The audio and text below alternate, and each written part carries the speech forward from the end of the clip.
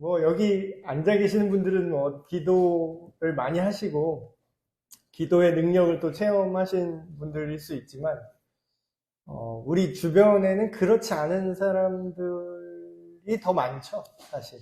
그리고 바깥에 이제 이 기독교 신앙 안에 있지 않은 다른 주변 사람들을 만나서 이렇게 얘기할 때 기도에 대해서 그 사람들이 어떻게 생각하고 있는가를 우리가 이해하고 얘기를 하는 게 사실 더 예수님에 대해서, 복음에 대해서 전달하는 게 많이 도움이 될 것 같습니다.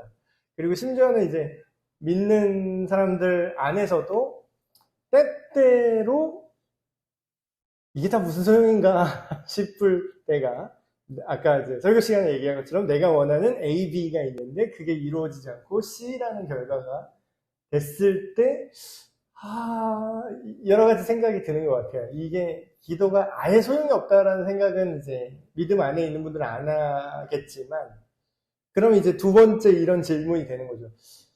기도가 부족해서 그런가? 내가 1시간만 기도해서 A, B가 나올 결과가 C가 나온 건가? 그럼 내가 2시간씩 기도했으면은 C라는 결과가 안 나오고 B는 되지 않았을까? 내가 금식 기도하면서 진짜 죽을 각오로 하루에 막 8시간씩 기도했으면은 A라는 결과까지 올릴 수 있지 않았을까? 이런 생각을 하시는 경우가 있고, 심지어는 그렇게 믿는 분도 있는 것 같아요. 우리 기독교 안에. 그래서 그런 이제 우리 안에서도, 믿는 사람 안에서도 기도에 대한 정확한 이해가 없기 때문에 지금 굉장히 혼란스럽죠. 안에서도 헷갈리는데 밖에 사람은 오죽하겠습니까? 그래서 이거를 기도에 대한 이제 질문, 기도 무용론, 기도가 소용이 없다라는 생각과, 아니면 그 반대로 기도 만능론. 그러니까 이게 어떻게 보면 굉장히 믿음의 말인 것 같은데, 여기서 말하는 기도 만능은 기도라는 행위 자체에 모든 걸 건다. 그러니까 예를 들면 시험 공부는 하나도 안 하고 기도로 10시간을 달려보겠다. 네, 그런 게 이제 기도 만능론이거든요. 그러니까 이건 좀 양쪽 다 극단적인 내용이죠. 그러니까 이 질문은 기도해봤자 소용없다라는 기도 무용론과 기도의 양이 부족해서 그렇지 기도를 더 빡세게, 더 많이, 그리고 막 온갖 몸부림을 치면서 시원하게 세게 하면은 된다라는 이 양쪽 입장을 다 좀 설명을 드리려고 합니다. 결론부터 말하면 둘 다 옳은 입장은 아니고요. 자, 먼저 사람들이 생각하는, 그러니까 대다수의 그냥 일반적인 사람들이 생각하는 기도의 이미지를 먼저 우리가 환기를 한번 시켜볼게요. 자, 화면이 작아서 잘 안 보이실 것 같은데, 이제 어떤 굉장히 유명한 만화책의 내용 중에 하나예요. 이게 그냥 쉽게 얘기하면 지금 전투가 벌어진 상황이거든요. 지금 전투가 벌어진 상황인데 마치 이제 중세의 분위기가 나는, 근데 이제 실제 중세는 아니고 중세 느낌의 별도의 세계관을 가진 이제 애니메이션 만화 내용인데요. 여기서 기독교처럼 보이는, 마치 중세 기독교처럼 보이는 무슨 신앙을 가진 저 여자가 나옵니다. 우리식으로 말하면 무슨 카톨릭의 그 옛날 십자군 같은 느낌의. 그래서 이제 전투가 벌어졌는데 그 이제 신앙을 가진 것을 보이는 저 십자군 같은 느낌의 저 여자가 이제 손을 모으고 기도를 하는 거예요. 그랬더니 이제 같은 동료로 싸우고 있는 그 전사 한 명이 이런 얘기를 합니다. 기도하지 마. 외치죠? 기도하지 마! 그럼 뭐라 그러죠? 기도하면 손이 놀잖아. 네 손에 들고 있는 거 뭐야? 칼 들고 한 놈이라도 더 싸우라는 거야. 그러니까 이제 이게, 여러분은 어떤 생각이 드세요? 이게 젊은 세대가 이제 이런 애니메이션이나 이런 거를 보고, 그리고 이런 게 아니더라도 뭐 옛날에도 기도라 하면 우리 대중매체에 들어가는 이미지가 그냥 정말 할 거 없을 때 그냥 마지막으로 그냥 하는 투명? 그런 바램? 기도나 하시지. 이러면서. 그러니까 너는 아무 소망이 없다라는 뜻을 기도나 하시지 하면서 악당이 하는 대사잖아요. 그러니까 기도가 소용이 없다라는 어떤 그릇된 세계관을 지금 우리 젊은 세대나 보는 이제 TV나 영화나 애니메이션, 그리고 기도 많이 하는 사람들이 굉장히 광신적이고 굉장히 이상한 사람들이다 라는, 그래서 미디어에서 드러나는 어떤 신앙인과 목회자의 모습들이 굉장히 겉과 속이 다르고 어떻게 보면 사회에 현실적이지 못한 그런 이상한 사람으로 그려지고 있죠. 근데 이제 그 이해는 합니다. 왜냐면 제대로 믿는 사람보다 기도가 뭔지도 모르는 사람의 수가 많다 보니, 그런 이제 만화나 영화나 이런 거를 제작하는 사람들 중에 기도가 뭔지 모르는 사람들이 자기가 생각하는 대로 이제 만들다 보니까 이제 그게 무한 반복 재생되고 사람들은 그걸 보고 배우죠. 굉장히 이게 드라마나 영화, 이게 굉장히 교과서보다도 더 많이 가르침을 주는 것 같아요. 사람들은 교과서는 안 봐도 드라마, 영화를 보면서, 만화를 보면서 자기도 모르게 세계관을 이렇게 배우죠. 근데 이런 거 보면 어떤 생각이 들어요? 기도하지 마. 기도는 쓸데없는 거야. 그 시간에 칼을 들고 한 놈이라도 더 찔러. 그런 얘기를 이제 하는 거죠. 근데 이제 기도가 소용없다라는 이런 오해가 왜 생겼나. 저는, 우리는 이제 신앙 안에 들어온 사람들이니까 예수님을 이제 믿고 성경 말씀을 읽고 믿는 사람이 됐잖아요. 근데 그런 사람들 입장에서 보면은 우리 삶의 경험들이 있죠. 기도했을 때에 내가 원하는 대로 응답되는 경우도 있고, 내가 A, B를 예상하고 기도를 했는데 그래도 B는 맞았다. B 정도까지는 이루어졌다. 이럴 때 이제 믿게 된 경우도 있지만, 또 세월이 흐르고 보니까 그 당시에는 나는 A, B를 기도했는데 C가 이루어졌단 말이에요. 그러면 그때 하나님이 왜 이럴까? 내지는 하나님이 없는 게 아닐까? 이런 생각을 했다가도 나중에 세월이 지나고 보니까 C가 정답이었구나. 그게 나에게 좋은 결과였구나라고 나중에 알게 되는 경우도 있고. 근데 이제 이런 오해가 생기는 이유는 뭐냐면, A를 해주세요 라고 철석같이 믿고, 하나님이 있다면 A를 해주세요 라고 굉장히 절박하게 기도하는 사람들 있죠. 예를 들면은 저는 이 두 가지 케이스를 다 봤어요. 그러니까 똑같은 기도를 합니다. 레퍼토리는 비슷해요. 스토리는 다 비슷해요. 우리 어머니가, 아니면 내가 사랑하는 소중한 사람이 지금 죽을 병에 걸렸는데 신이 있다면 살려주십시오.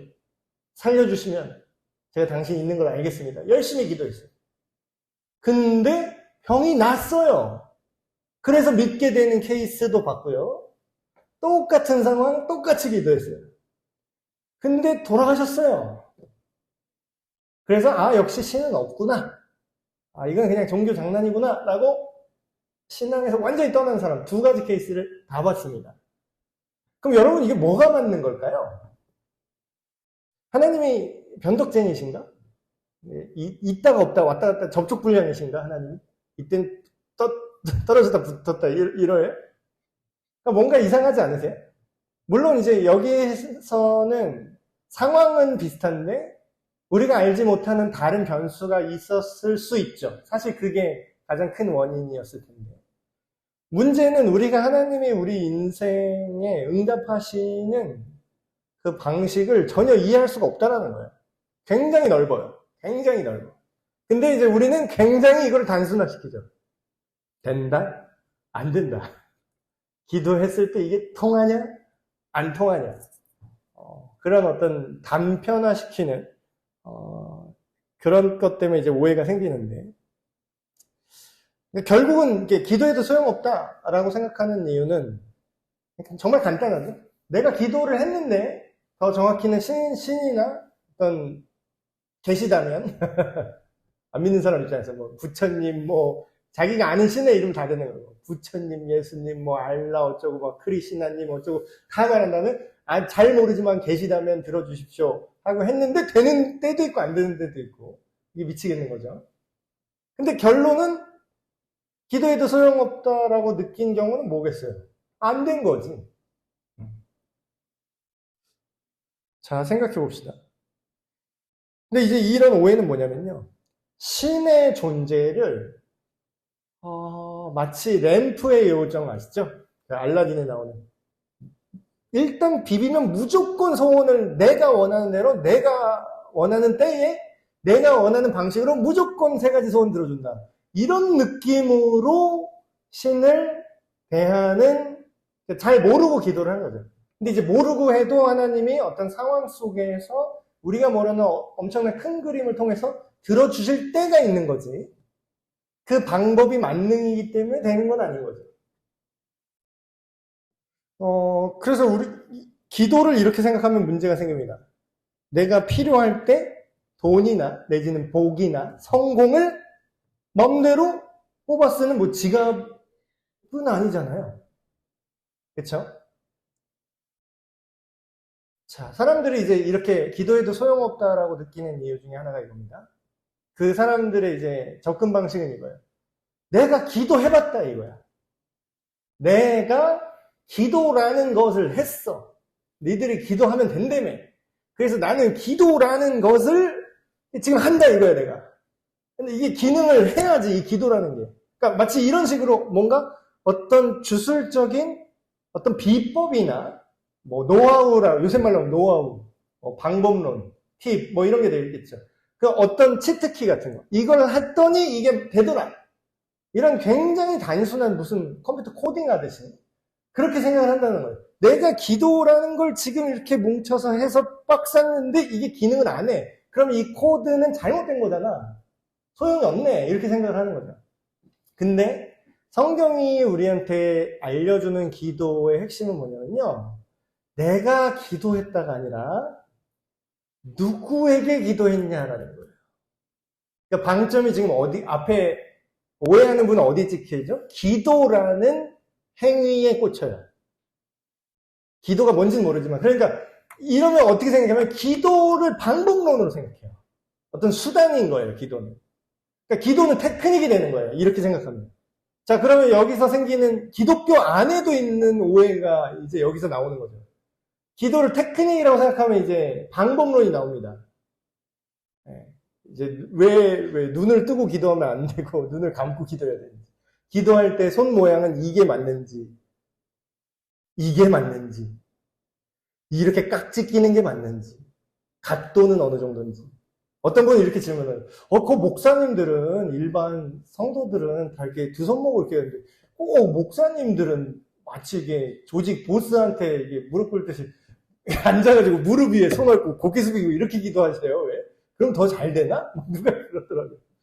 가만 듣고 보면 목사님들은 손 모으고 기도 잘 안 하고 이렇게 무릎을 손으로 잡고 이렇게 고개를 숙이고 이렇게 기도를 하는 분이 꽤 많더라고요. 저도 그 얘기 듣고 알았어요. 내가 그렇게 하는지. 그러니까 그걸 옆에서 보더니 저렇게 하면 더 잘 들어주는구나 이렇게 생각을 하는 거예요. 그러니까 굉장히 순진하고 굉장히 귀여운 성도님이었죠. 근데 이제 그만큼 기도라는 걸 어떤 수단과 테크닉으로 접근하게 될 수 있는 위험성이 있습니다. 근데 중요한 건 뭐예요? 누구의 방점이 찍으면 어떻게 되냐면 기도라는 어떤 행위가 수단이나 테크닉이 아니라 그 사람의 그러니까 내가 소통하는 존재의 인격에 달려 있어요. 그래서 전에 제가 말씀드렸지만 또 우리 교리반의 기도 챕터에서 말씀드렸겠지만 기도라는 나의 행위에 의미를 두는 게 아니라요. 내가 누구에게 기도하고 있는가를 생각한다는 거. 근데 그건 다시 말하면 뭐냐? 내가 기도를 하고 있는 이 존재가 나랑 어떤 관계에 있는가가 중요해요. 자, 생각해 보세요. 램프의 요정처럼 비빌 때 램프의 요정이랑 나랑 관계가 그렇게 중요하지 않아요. 그래서 알라딘은 나오죠. 심지어는 그 주인이 바뀌어도 무조건 들어줘요. 그러니까 서로 그 램프를 빼앗으려고 하죠. 램프를 갖고 잡고 있고 비비는 사람 소원을 무조건 들어주니까. 그럼 뭐예요? 거기에는 관계가 있습니까? 아니면 그냥 수단입니까? 수단이에요.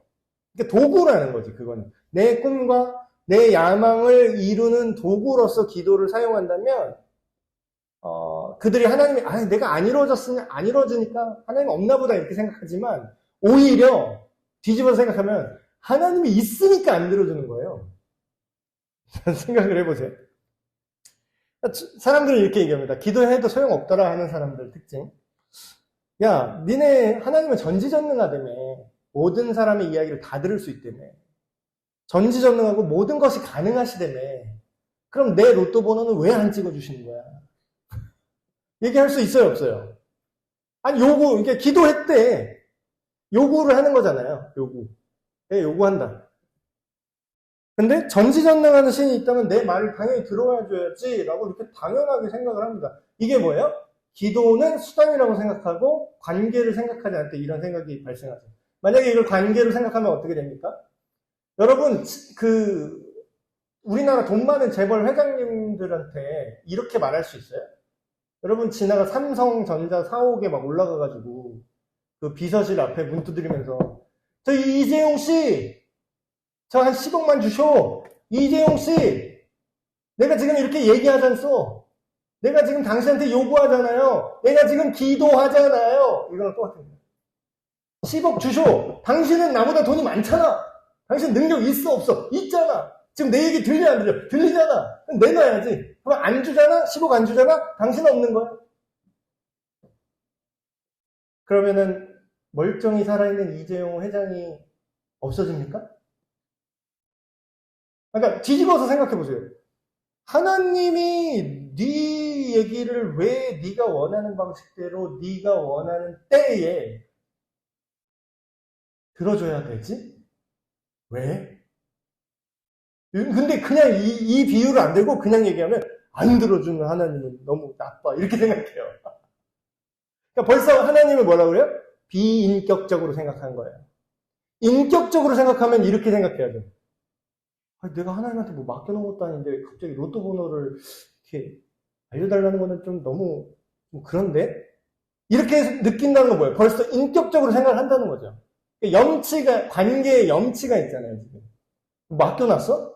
하나님한테? 아니죠.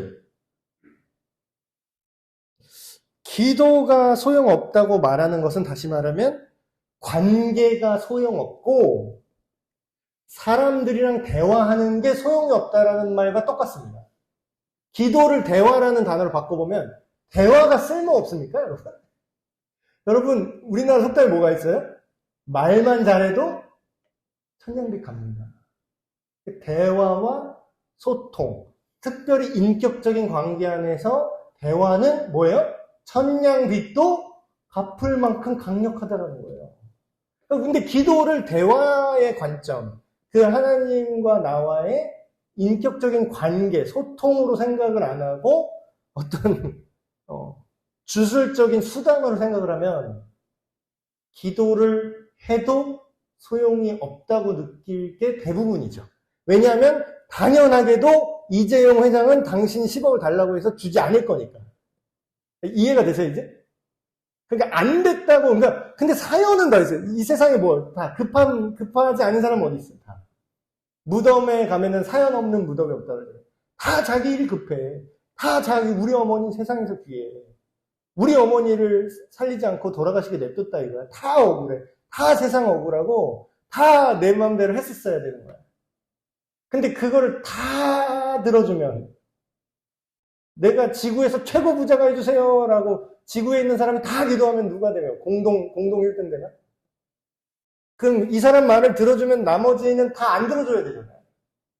그러니까 이건 하나님이 능력이 없기 때문에 안 되는 게 아니라 논리적으로 불가능하잖아요. 그러니까 그런 것들을 우리가 생각을 해볼 필요가 있죠.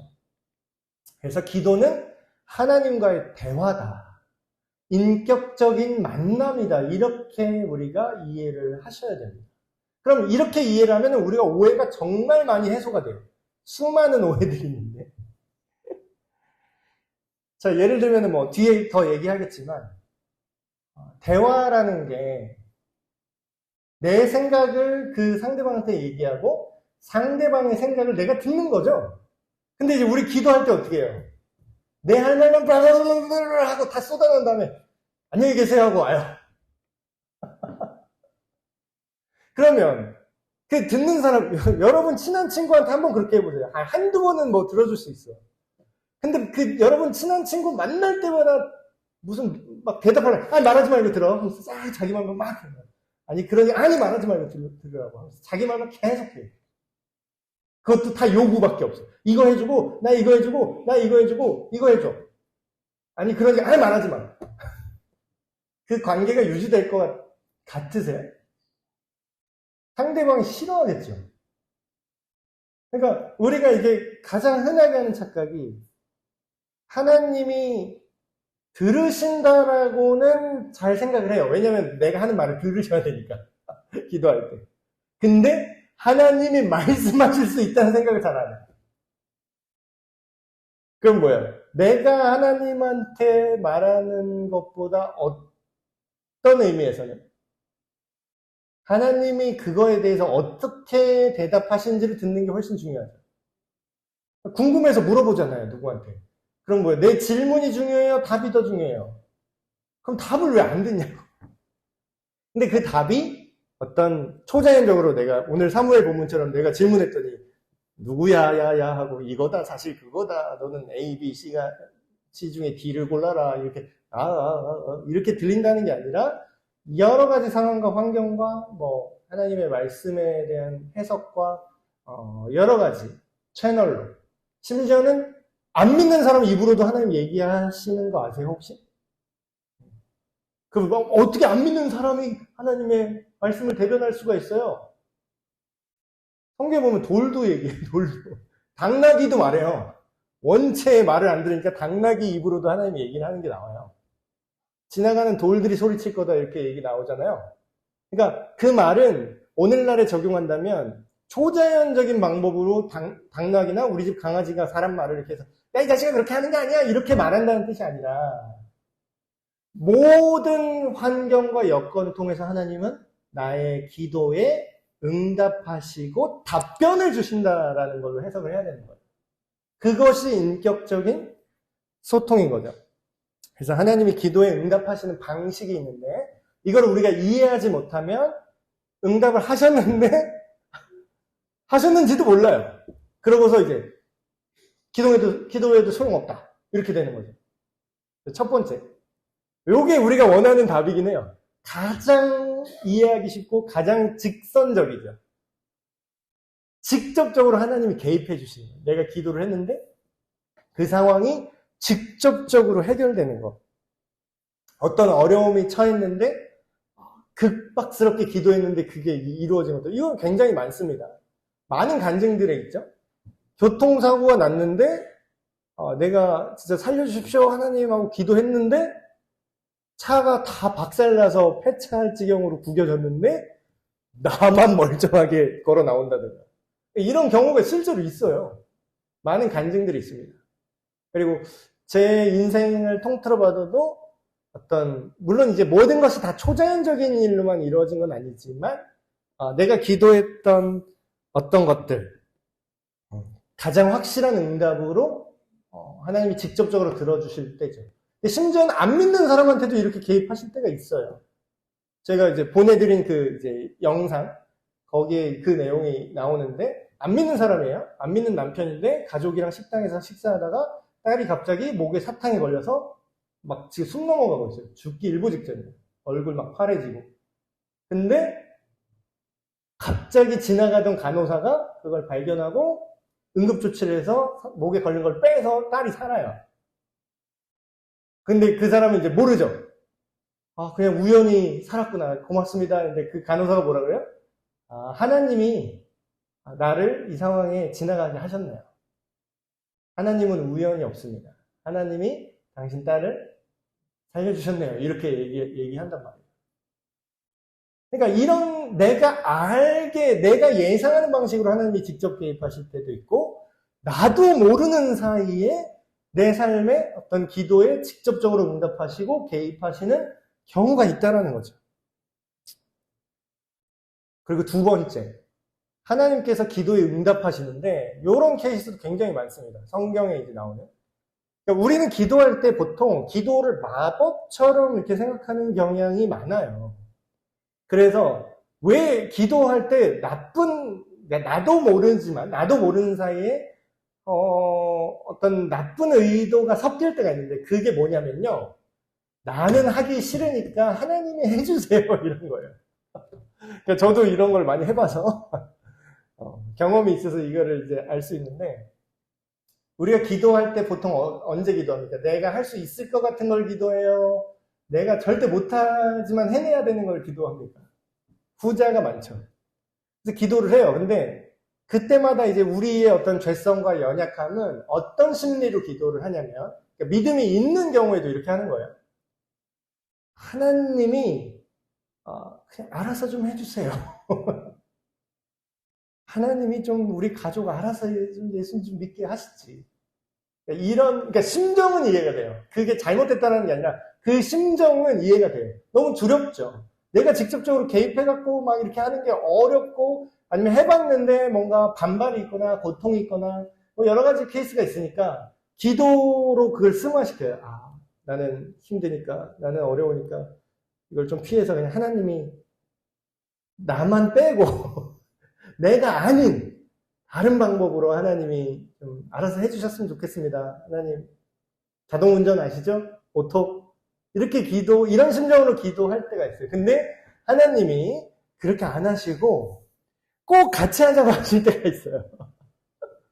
이게 원래, 이거 알면 이게 굉장히 좋은 거거든요, 이것도. 하나님이 같이 하자고 하는 게, 이게 무조건 된다는 뜻이에요, 이거는. 하나님이 같이 하자 그러면 내가 아무리 바보 같아도 하나님이 같이 하기 때문에, 빵 더하기 무한은 몇입니까? 무한이죠? 내가 아무리 아무것도 없어도 상관이 없어요. 하나님이 무한이기 때문에. 그러니까 사실상 말만 같이 하자는 거지, 실제로는 하나님 다 하신다는 뜻이기도 해요. 근데 우리는 두려워서 이렇게 안 할 때 하나님이 어떻게 해요? 같이 하자고 손을 내미시는 경우가 있습니다. 이게 엄청난 기도 응답이거든요. 대표적인 성경에 많은 사례들이 나오죠. 대표적인 모세. 하나님이 모세를 굳이 불러서 그걸 해라. 이스라엘 백성을 해방시켜라. 이렇게 얘기를 해요. 근데 내가 함께 할게. 내가 너의 뒷배야. 이렇게 딱 얘기를 해주시죠. 그러니까 좀 더 현대적인 상황을 말하면, 우리가 영국의 정치인이자 그리스도인이었던 윌리엄 윌버퍼스라는 사람이 있습니다. 이 사람은 정치인이에요. 의원이나 뭐 이런 사람인데, 이 사람은 노예 제도를 폐지하게 된 결정적인 일을 한 사람입니다.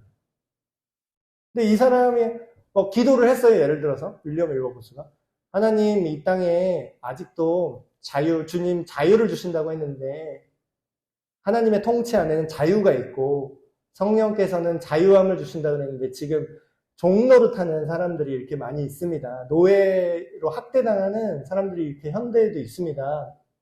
이들을 어떻게 할까요? 하나님 알아서 좀 해주세요.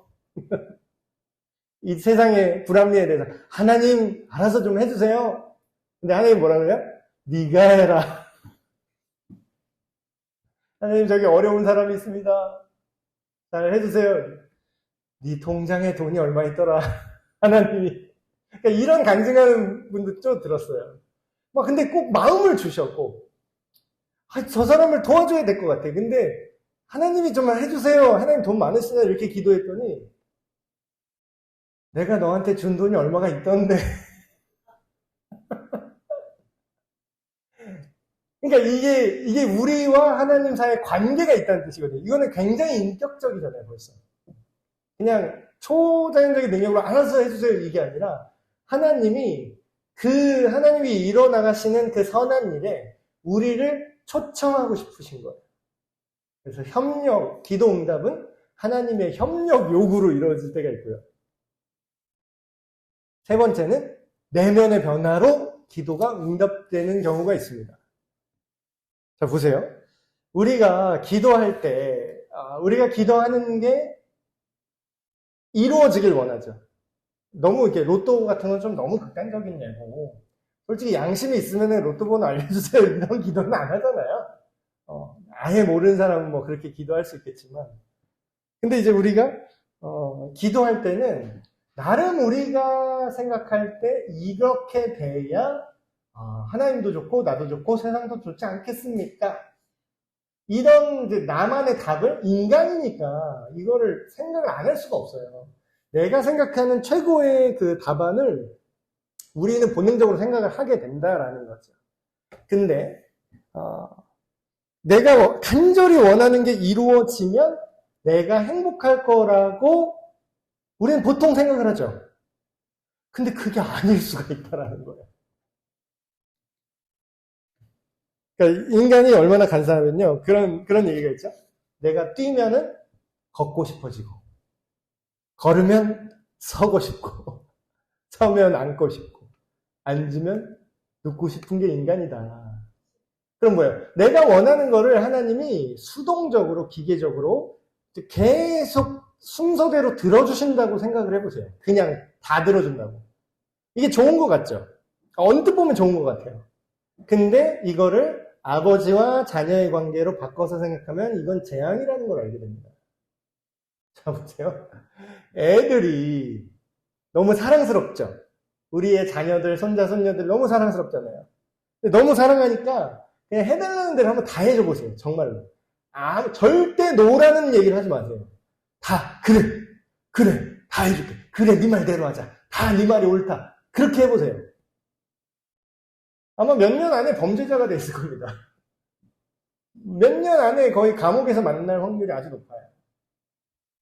우리가 생각하는 정답과 내가 원하는 정답은 악한 욕망과 섞여 있기 때문에 구분이 안 가요.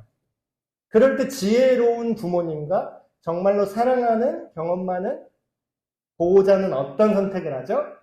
그거를 알아듣게 얘기를 합니다. 그럼 내가 원하는 막 요구를 했어요. 찡얼찡얼 내가 원하는 요구를 했는데 그게 안 이루어졌어요. 제가 놀라운 간증을 하나 들었는데 다리를 이렇게 젖이나 다리 한쪽이 정상적으로 기능하지 않는 장애를 갖고 계신 목사님이 계셨어요. 근데 이 목사님이 너희가 내 이름으로 구하면 다 이루리라 하신 그 요한복음 말씀 붙들고서 계속 기도를 한 거예요. 하나님, 제가 지금 그러니까 굉장히 합리적으로 기도해요. 굉장히 인격적으로 기도를 하신 거예요. 목사님이니까. 하나님, 제가 지금 나쁜 짓 하자고 이런 거 요구하는 거 아니잖아요. 내가 지금 복음을 전하고 하나님의 일을 하는데 이놈의 다리가 성치 못해서 너무 방해가 됩니다. 내가 지금 하나님 나라와 하나님의 의의를 먼저 구하라고 하셔서 내가 먼저 구하잖아요. 내가 이걸로 다리 고쳐주면 나쁜 짓 하겠다는 게 아니라 복음을 전하는 자의 발길이 아름답다고 하셨잖아요. 그러니까 내 성치 못한 이 다리를 좀 고쳐주십시오. 그거를 정말로 오랜 세월 동안 기도를 하셨다고 합니다. 근데 마치 사도 바울처럼 그래도 들을 줄은 알아요. 하나님께서 자기 마음속에 여러 가지 환경과 상황과 묵상하는 가운데 그런 응답을 이제 주셨다는 거예요. 지금도 괜찮아. 지금도 괜찮은데 왜? 이런 마음을 자꾸 주시더래요. 그래서 생각을 해봤대요.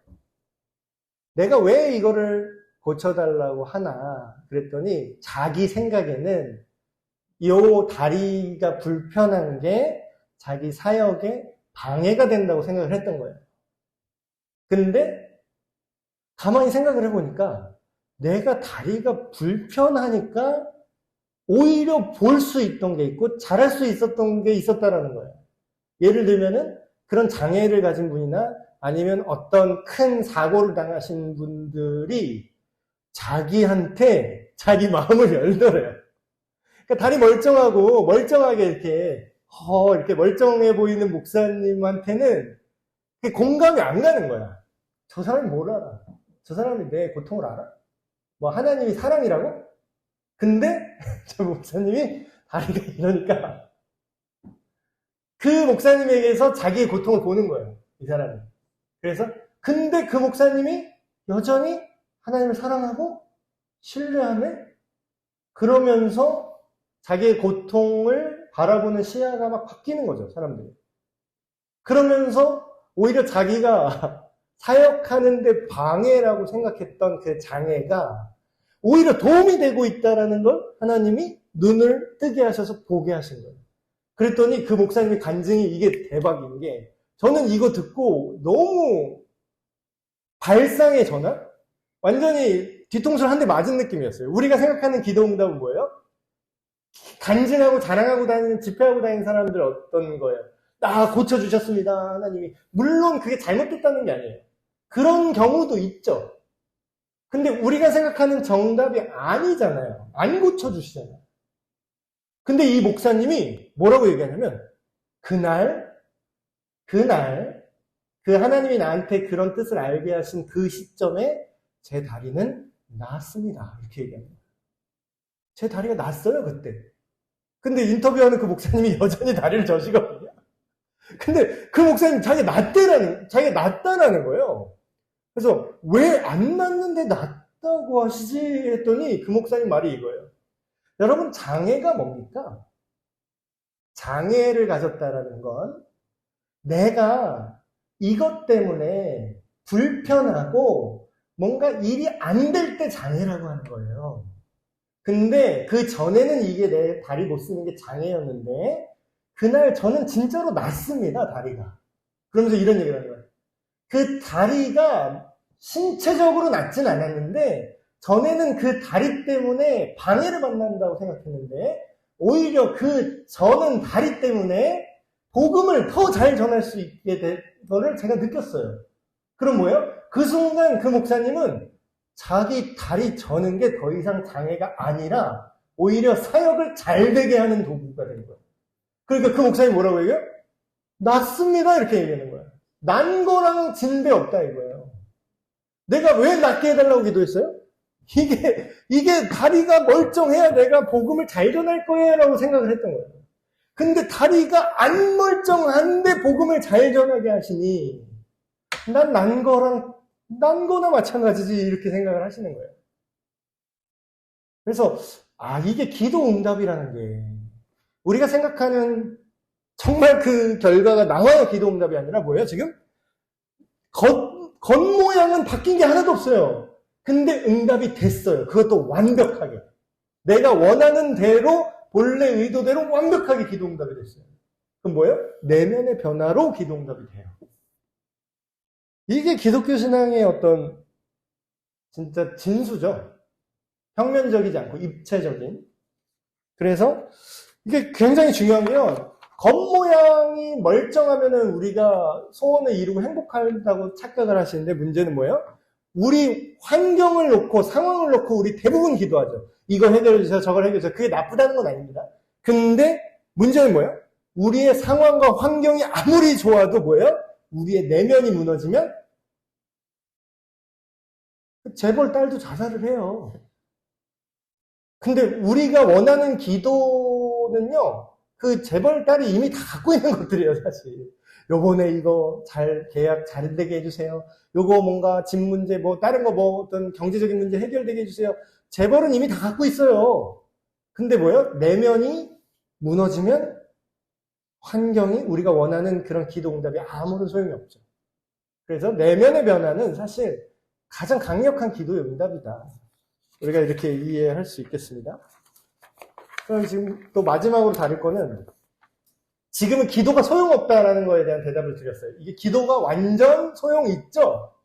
하나님이 살아계신 인격체로서 우리가 소통하고 관계한다면 매우 소용이 있죠. 결정적일 정도로.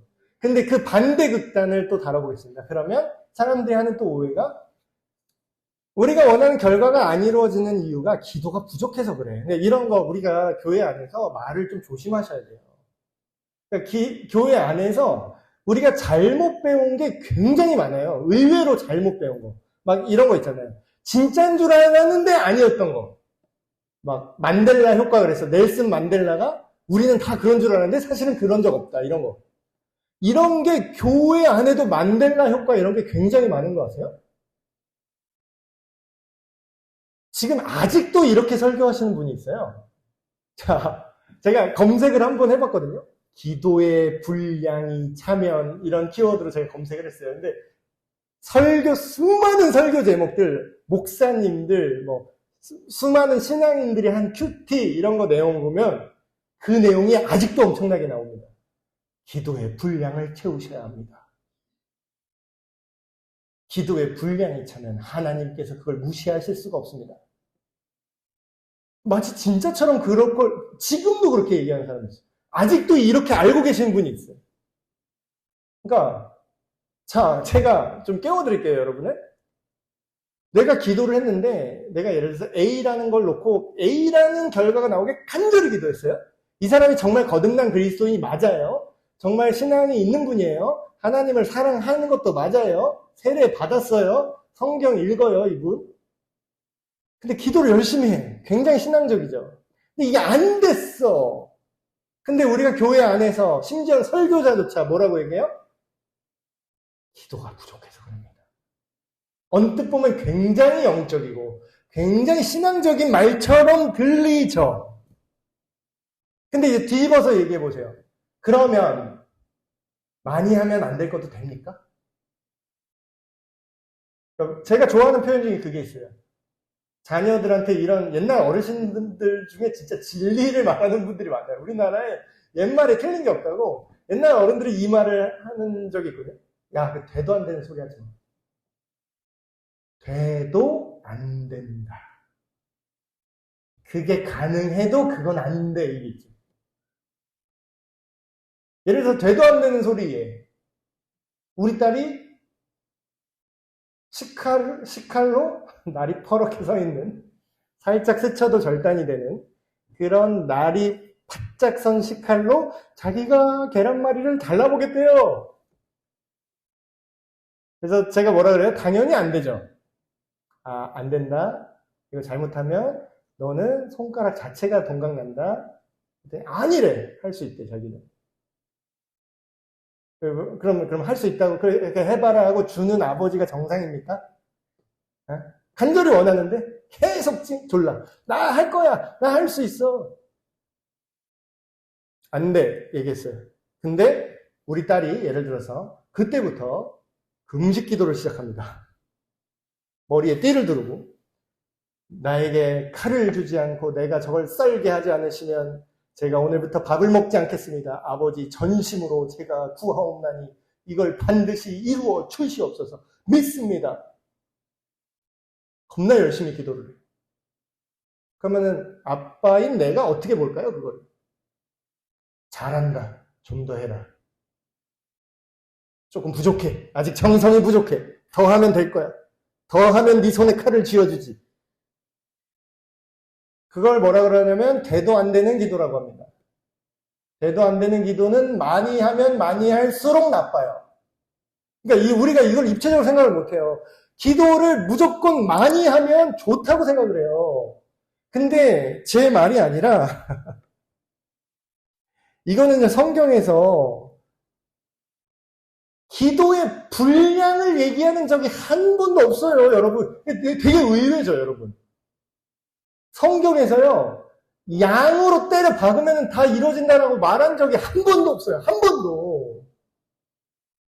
근데 왜 그렇게 설교를 해? 왜 그렇게 기독교 안에서, 우리 안에서 그렇게 막 덕담처럼 얘기를 해요? 기도의 분량이 부족해서 그러니까 좀 더 기도하면 될 거야. 이런 위로 아닌 위로 같은 말로 왜 거짓말을 하냐고. 그거 아니에요, 여러분. 지금부터 이제 옛날에 혹시라도 잘 몰라서 그러셨다면 절대 그러시면 안 됩니다. 그럼 우리가 왜 이렇게 오해하게 됐느냐? 목사님 그 구절 있잖아요. 불의한 청지기의 비유, 불의한 재판장의 비유. 간절히 기도했으니까 내가 하나님을 두려워하지 않고 내가 아무리 양아치 재판관이지만 밤낮으로 와서 계속 들어달라고 귀찮게 하니까 이 과부가 새벽에 우리 집 문 두드려서 해달라 그러는데 내가 안 해주겠어? 귀찮은데 해주자. 요 구절 보고. 여러분, 이게 분량의 문제입니까? 지금?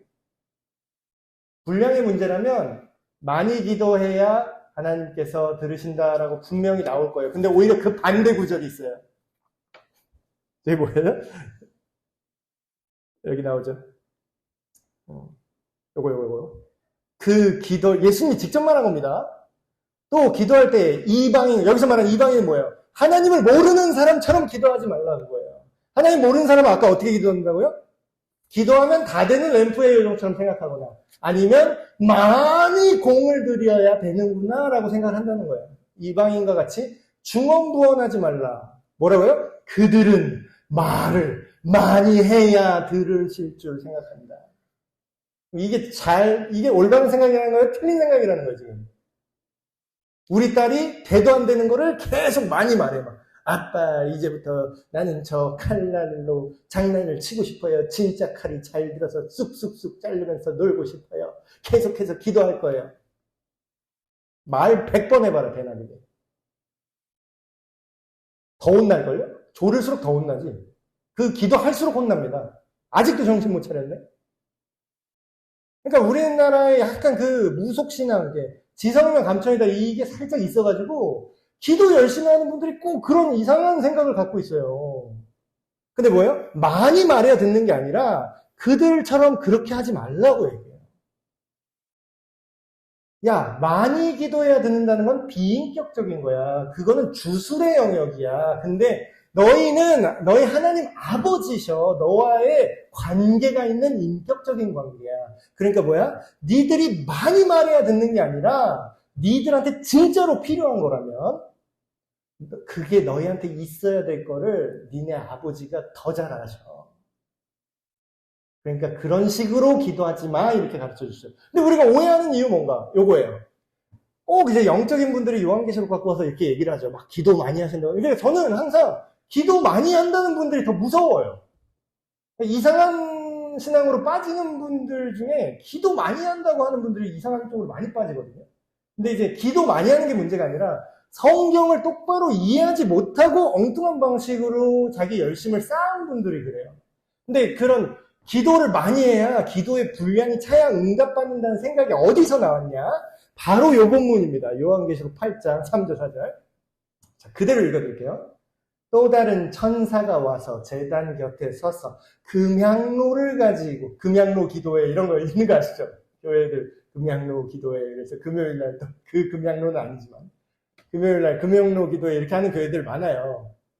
의도는 좋아요. 우리가 모여서 기도하는 게 나쁜 게 아니니까. 좋은 거니까. 근데 이렇게 얘기합니다. 금향로를 가지고 많은 향을 거기다 받았는데 그건 뭐냐? 상징으로 말하는 거예요. 그거는 모든 성도의 기도다. 이렇게 얘기해요. 기도와 합하여 그 하나님 앞에 향기로운 향기처럼 여호와 앞에 그 성도의 기도가 올라간다. 이런 표현을 해요. 성도의 기도를 그 향로에 담아서 보좌 앞에 금제단에 하나님 앞에 그 기도의 내용을 드리려고 천사가 금향로에 기도를 담는다. 이런 표현이 나와요.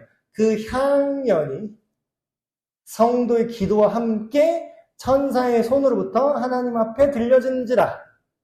자, 제가 여러분한테 묻겠습니다. 어디 분량 얘기가 지금 어디 나오죠? 가득 차여 올라가는데 이 본문으로 그렇게 설교하는 사람 아직도 있어요. 진짜 답답해 죽겠어요. 분량을 이 본문을 얘기하면서 이렇게 얘기해요. 자, 이 금향로가 가득 차야 하나님 앞에 상달됩니다. 이렇게 설교하는 사람 굉장히 많아요. 자, 보세요. 어디 나옵니까? 가득 차야 올라간다는 말은 있지도 않아요. 아니, 물론 적당히 양이 차서 언제쯤 차서 올라가는지 그냥 담아서 올라가는지 지금 이 본문이 말하는 건요. 이거밖에 없어요. 성도의 기도를 상징적으로 천사가 금향로에 담아서 하나님께 올린다. 성도의 기도는 결코 땅에 떨어지지 않고 하나님께서 들으신다. 그 의미가 있지 양에 대한 얘기는 하나도 없습니다. 근데 어디를 있지도 않은 얘기를 자꾸 막 만들어내요. 자, 과부에 대한 얘기에 대한 예수님이 이런 얘기를 하죠. 예수께서 그들에게 항상 기도하고 낙심하지 말아야 할 것을 비유로 말씀하여 이르시되, 여기서 많이 기도해야 될 것을 알려주려고 이렇게 시작합니까? 아니면 낙심하지 말고 기도해야 된다라고 얘기합니까? 네. 그러니까 우리가 헷갈리는 지점이 어디냐면요. 그거예요. 많이 얘기한다는 거는 양입니다. 근데 양이 중요한 게 아니라요. 근데 목사님 기도 많이 하고 열심히 하는 게 나쁜 거예요? 아니요. 좋아요. 그럼 뭐예요 도대체? 많이 하라는 거예요? 적게 하라는 거예요? 헷갈리죠? 양의 문제가 아니라요. 간절함의 문제라는 겁니다. 여러분, 생각을 해보세요. 지금 이 과부가 많이 얘기한 것처럼 우리는 생각을 해요. 근데 여기서 예수님이 강조한 건 뭐예요? 간절함이에요. 간절함. 낙심을 하지 않고 포기하지 않고 계속해서 하나님께 아뢰는 그 간절함을 예수님이 믿음이라고 보시는 거죠. 근데 이거는 굉장히 겉은 비슷해 보이는데 내용은 전혀 다를 수 있어요. 간절함은 하나님과의 관계에 붙어 있는 거죠. 근데 양으로 때려 박아야 된다는 건 관계에 있어요? 아니면 주술적인 공식입니까? 네. 그러니까 이 세상에 기도하는 사람 그렇게 많고 계룡산에도 있고 지금 계속 기도해 24시간 기도해야 된다 막 그런 신비주의 운동하는 사람 중에 아까 요한계시록 9절 자기 멋대로 해석해가지고 막 24시간 계속해서 주님 앞에 기도한다. 자기는 그 양으로 따지면 그 사람들만큼 기도할 수가 없어요. 막 릴레이 기도한다 그러고 막 24시간 기도한다 그러고 그 사람들은 출근을 안 하고 기도를 하는데 그걸 어떻게 따라잡아? 출근을 안 해요, 진짜. 거기 나와서 자기 예배당에서 계속 음악 틀어 계속 기도해. 난 무슨 기도를 하는지는 모르겠어요, 도대체. 그럼 뭐예요? 그 사람들은 그렇게 생각하는 거예요. 금 대접이 가득 차야 하나님의 뜻이 이루어진다. 그럼 뭐예요? 굉장히 비인격적인 거죠.